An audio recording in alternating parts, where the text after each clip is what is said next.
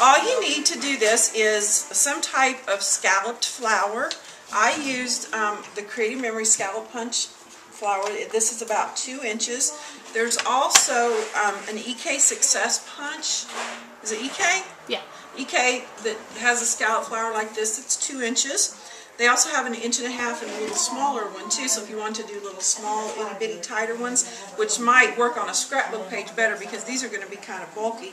But if you have any type of scalloped flour, even if you tore it to give it a rough edge, any other type of punch, maybe the George cartridge or the Blooms cartridge, one of the Cricut cartridges that does flowers, or if you have a silhouette or something like this. But this is really all you need of these. And to do one this size, you need 8 of these punched out. Now, what I do with them once I get them punched out, and you can use white paper, or I use a heavyweight like a cardstock. You probably could do it on a regular, just flimsy paper, but these are going to be more sturdy. They're also going to be more bulky. You can use a colored cardstock. You could even use, say, if you had a glittered cardstock. I tried to use a metallic, and it didn't work real well with them.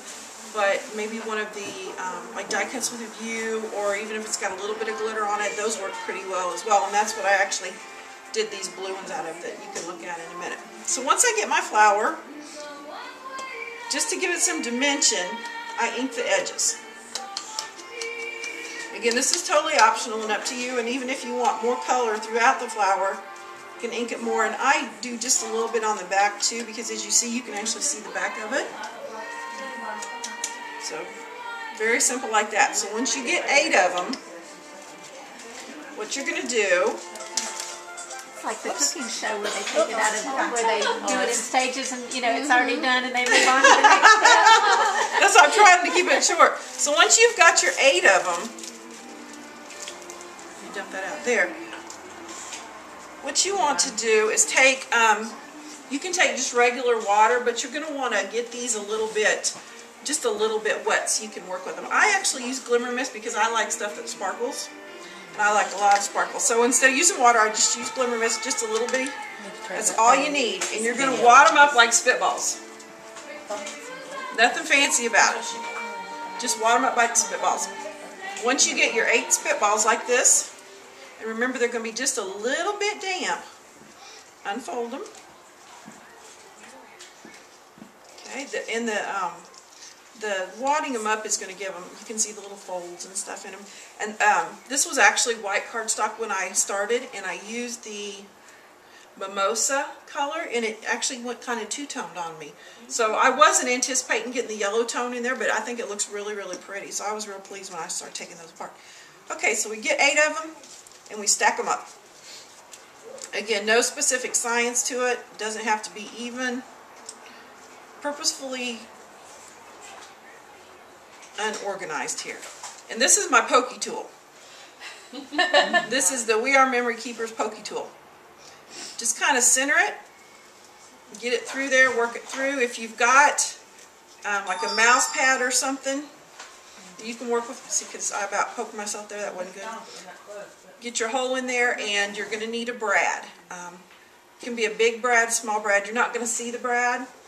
I like one with a little bit longer end on it, because with the thicker flowers you do want it to be able to poke all the way through. And do it like that. So once you get this, that's pretty just by itself. Yeah. But it's like a poppy. It kind of does, doesn't it? Yeah. Can you imagine if you maybe started with a 2-inch punch, a 1.5, and went graduated down? That would look real pretty that way. But once you get them all in your stack, you're going to scrunch them again. Pull them up just like this. And just keep scrunching tight. Squeeze it in there, because you're just adding more dimension. Okay, and once you get it all scrunched up, you're going to have something that looks like this. Cool. Okay? And even that by itself looks kind of cool. So if you want to do just like a real tight, almost looks like a peony. Peony or whatever they call them out here. We call them pineys where I grew up, so I never say it right. Peony. Peony, piney, pony, whatever they are. I know what my grandma called them, and we call them pineys. This one I just used white with black ink on the edge, and when I added the Glimmer Mist, it actually turned it a real pretty gray. But if you want to glimmer mist them again, just to add more glitter and shine, this is a good time, and that thing's about to drive me crazy. And then all you do is spread it out. Now, how does that do in your book? Is that now it is bulky in your book? It is bulky at the 2-inch. So if you like bulk, that's up to you. But if you wanted to do, say, a 1.5 and maybe use less layers, or even the smaller ones like this, maybe just 2 or 3 even. I'd say at least 3. They probably would work a lot better in a book, to be honest with you. But if you do wall art or teacher gifts, mini books, mm-hmm. something like that, where you don't mind the dimension in the bulk. You could turn those into like eraser buddies for the pencils or something. Yeah. I mean, just, really, it's. Or if you're like me, like my these ones right here, my 7-year-old made this one. So if you're looking for a craft, if you're a teacher and you have little ones and it's rainy day and they're making you crazy and you want to try something, scrap paper Mother's Day presents, Valentine's Day, anything like that. And then when you get it open, patience to do that. if you wanted to, say maybe put another color on here, because if it's still a little bit wet and you do multiple colors, the colors are going to run a little bit. But if you like that, do it all the way around and then I'll see. You can actually have